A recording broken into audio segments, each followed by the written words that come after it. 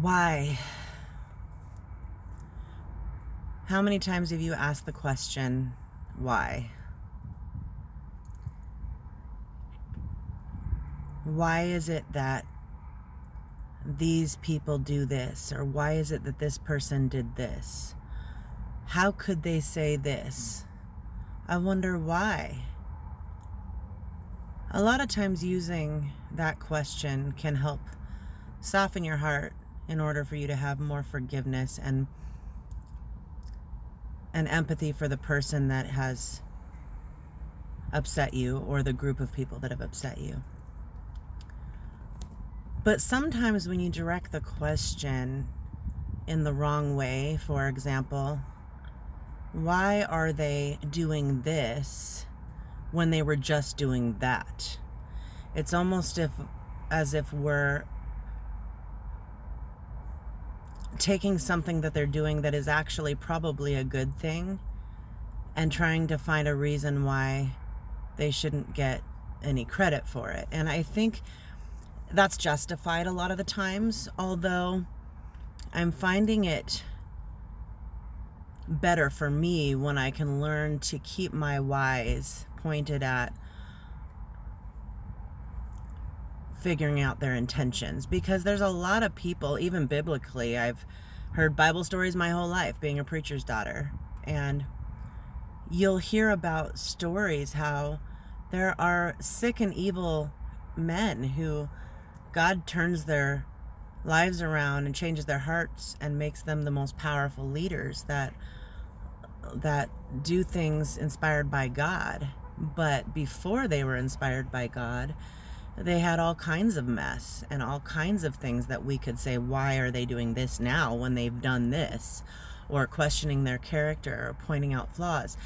I'm not saying it isn't wise to have eyes to see all truth and use wise judgment when voting. But I do think it's important to protect our own hearts and our own motivations to make sure that we are not focusing on fault finding, but trying to believe the best in everyone and understand the source of why they do things they do. So that way you understand that their hearts are hurting. And usually, Tony Robbins says it best. He says there's only two responses in the world. There's love. You can reply in love or respond in love, or else it's a cry for help. When someone is acting out bitter, angry, they're crying out for help. And when both sides are crying out for help, there's no resolution because we're clouded by our emotion. So I ask that God would, I'm going to pray right now. God, I ask that your power would hit this nation right now and the world. God, I thank you that you know the best path for us and you know the truth and that you still love regardless. Thank you that you have so much grace and mercy and forgiveness and unconditional love that is not removed because of impatience or long spurts of pain, but that you are always believing the best, that you are always loving us. Thank you that you have a plan for us, God. Thank you that you are softening the hearts of your people and the people of this nation, that they would be able to have a mind of clarity and peace, that they remember to focus inwardly first, God, and get that clarity in their spirit and their mind so that when they are presented with topics and certain things, that they'll be able to, in love and clarity, speak and pray and be proactive instead of clouding their vision more by chaos and fear and pain. A lot of times, you guys, pain and fear can cloud your perspective and make it almost impossible for you to have the right response or the right feelings. And I heard someone say the other day that your beliefs will determine your feelings, and then what you're feeling directly relates to what you do. So if your feelings are out of whack, whether they're justified or not, sometimes there can be a justified truth that can make you respond in a way that wouldn't be proactive. It's all in the way that we see it. So if you can understand that not all of our beliefs are truth. Sometimes we have deep roots of beliefs that were programmed into us as children, and it causes us to feel a certain way and react a certain way. So I think the goal is to get into a state of calm peace where there's not a lot of chaos in your mind, cluttering your mind, so that you can have a higher perspective, which some call a God perspective. Because if you were to say, I wonder what God thinks of this, or what would the Holy Spirit think of this, I guarantee you he would not be fearful and he would not be angry. You know, he might be angry. It does say that God does get angry, but it says to be angry and not sin, which means not to use the weapon of your mouth to attack and fault find. You can be aware of faults and bring awareness, but doing it in love is the most productive way.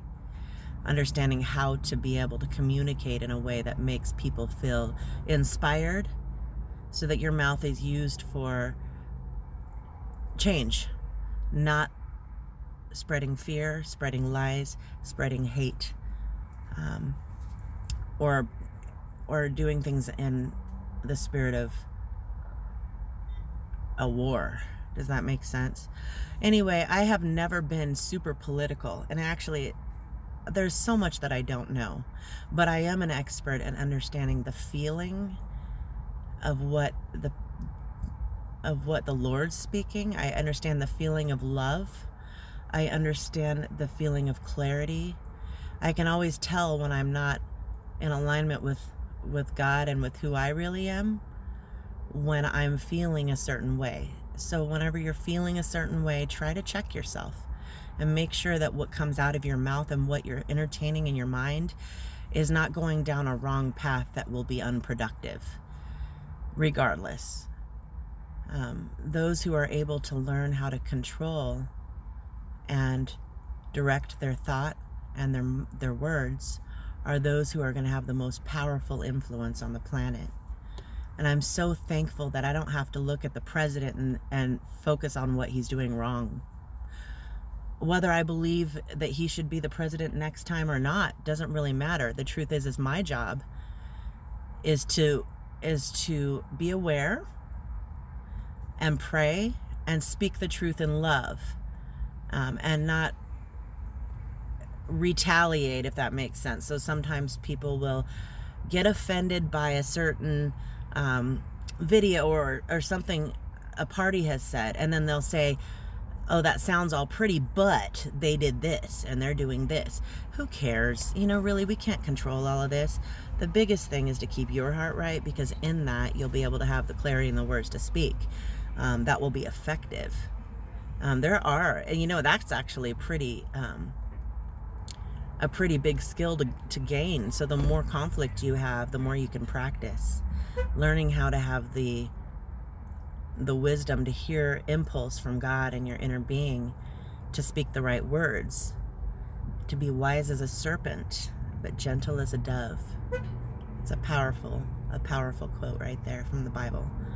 So anyway, y'all, I was inspired to speak this. I actually didn't even know what I was going to say. I just heard the word why in my heart, and it made me just really think about how I use that, and is this the right motivation?